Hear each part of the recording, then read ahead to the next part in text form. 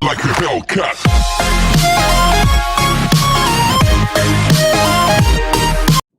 Hello friends, welcome back to Fun Tech. Guys, आज मैं आपके साथ शेयर करने वाली हूँ कुछ ऐसी डॉल्स के बारे में जो कि भूतिया हैं। जी हाँ, आपने बिल्कुल सही सुना। आज मैं आपके साथ ऐसी गुड़ियों के बारे में बात करूँगी जिनको सुन के आप डर जाएंगे। गुड़िया जो होती है वो छोटे बच्चों का एक बहुत ही फेवरेट खिलौना है। ये जितनी क्यूट है ये उतनी ज़्यादा ही डरावनी है।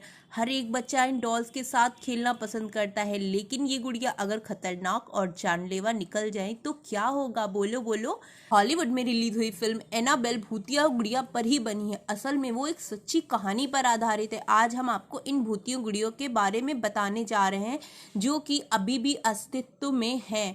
तो गाइस, आज मैं आपको 7 गुड़ियों के बारे में बताऊंगी। तो चलिए स्टार्ट करते हैं। गाइस, जो सबसे पहली गुड़िया है वो है एनाबेल। सबसे खतरनाक और भूतिया गुड़िया है। तो गाइस, इसके बारे में मैं आपको कुछ ऐसी बातें बताती हूँ जिनको सुनकर आप डर जाएंगे। इस भूतिया गुड़िया की कहानी साल 1970 की है। अमेरिका में एक माँ ने अपनी बेटी डॉना को उसके जन्मदिन पर यह गुड़िया गिफ्ट दी थी।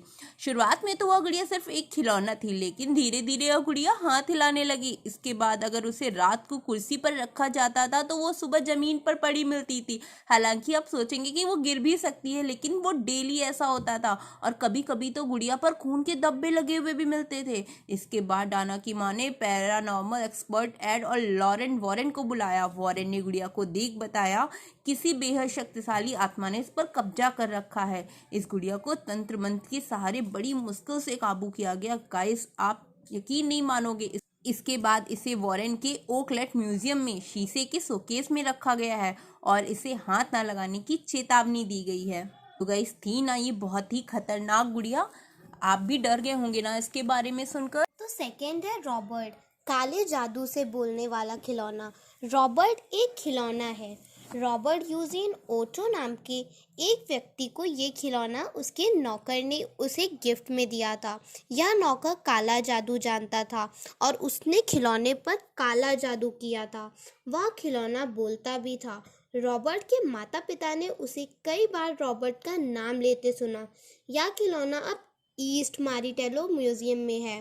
तो गाइस, अब मैं बात करूंगी कि तीसरी गुड़िया कौन सी है। आप थोड़ा बहुत डर रहे होंगे ना सुन के, तो डरिए मत। तो थर्ड गुड़िया का नाम है मैंडी। ये असाधारण शक्तियों वाली गुड़िया है। इस गुड़िया के बारे में मैं आपको डिटेल में बताती हूँ। मैंडी नाम की इस डॉल की मालकिन ने बताया कि इस डॉल में कुछ असाधारण शक्तियाँ थी। उसने बताया आधी रात को घर में किसी बच्चे की रोने की आवाज़ जोर जोर से सुनाई देती थी। जहाँ ये डॉल पड़ी होती थी उस कमरे की खिड़कियाँ खुद ही खुल जाया करती थी और हर बार घर में बड़ी अजीबो गरीब घटनाएं होती थी। फिर उसने साल 1991 में इस डॉल को म्यूजियम में दे दिया। नेक्स्ट डॉल है अकीको, जिसके बाल बढ़ते हैं। जापान में रहने वाली 17 साल की एकिची सुजुकी ने एक डॉल को खरीदा था। उसने ये डॉल अपनी 2 साल की बहन ओकीको के लिए खरीदी। 1 साल बाद ठंड की वजह से उसकी बहन अकीको की मौत हो गई। परिवार के सदस्य बताते हैं कि ओकीको अपनी इस डॉल से बहुत प्यार करती थी, इसीलिए उसकी आत्मा इस डॉल में बसती है। परिवार के दूसरी जगह चले जाने के कारण डॉल को किसी मंदिर में रख दिया गया। कहा जाता है कि डॉल के बाल खुद ही बढ़ते हैं। हालांकि नियमित रूप से इसके बाल कटवाए भी जाते हैं, लेकिन वह बढ़ते ही रहते हैं। गाइस, जो नेक्स्ट डॉल है उसका नाम है कटजा। ये भी एक शापित गुड़िया है और इसके बारे में मैं आपको बताती हूँ। कटजा एक शापित डॉल है। इस डॉल का कटजा नाम साल 1730 में रूस में पड़ा था। कहा जाता है कि एक औरत गर्भवती थी और उसके परिवार वाले चाहते थे कि लड़का हो, लेकिन लड़की पैदा हुई, पर उन्होंने लड़की को जिंदा जला दिया। ऐसा होने के बाद लड़की की माँ ने उसकी राख से एक डॉल बनाई और उसमें सिरेमिक पॉलीसिलिन मिलाया। उसके बाद सभी पीढ़ियों ने इस डॉल की रक्षा की, क्योंकि उनका मानना था कि ये एक शापित डॉल है। इस डॉल को ईबे पर बेचने के लिए भी तैयार किया गया, लेकिन ईबे से इसे जल्द ही बंद कर दिया गया। गाइस, तो आप जानते हैं ना ये डॉल खतरनाक है और शापित है। प्यूपा, असली बालों वाली गुड़िया। प्यूपा नाम की इस डॉल के बाल असली हैं। ऐसा कहा जाता है कि प्यूपा की मालकिन को प्यूपा तब मिली थी जब वो एक बच्ची थी।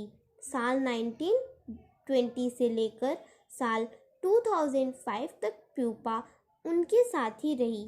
प्यूपा की मालकिन की मौत के उसके घर वालों ने इस डॉल में बड़े ही अजीबोगरीब चीज़ों को नोटिस करा। घर के शोकेस में रखी इस डॉल के पास अगर कोई जाता तो वहाँ से ग्लासों के खटखटाने की आवाज़ सुनाई देती थी। ऐसा लगता कि प्यूपा अपने हाथों और पैरों से ग्लास को तोड़ने की कोशिश कर रही है। ऐसा लगता कि वहाँ से बाहर निकलना चाहती थी। तो गाइस, जो नेक्स्ट डॉल के बारे में मैं आपको बताने जा रही हूँ उसका नाम है मर्सी। तो इस डॉल के बारे में बहुत ही विचित्र घटनाएं हैं जो कि मैं अब आपको बताने जा रही हूँ। मर्सी डॉल की मालकिन सेरी एक पैरानॉर्मल इन्वेस्टिगेटर है। उसने इस डॉल को एक ईबे सेलर के जरिए खरीदा था। जब से उसने इस डॉल को खरीदा था तभी से उसे अपने घर में नेगेटिव एनर्जी महसूस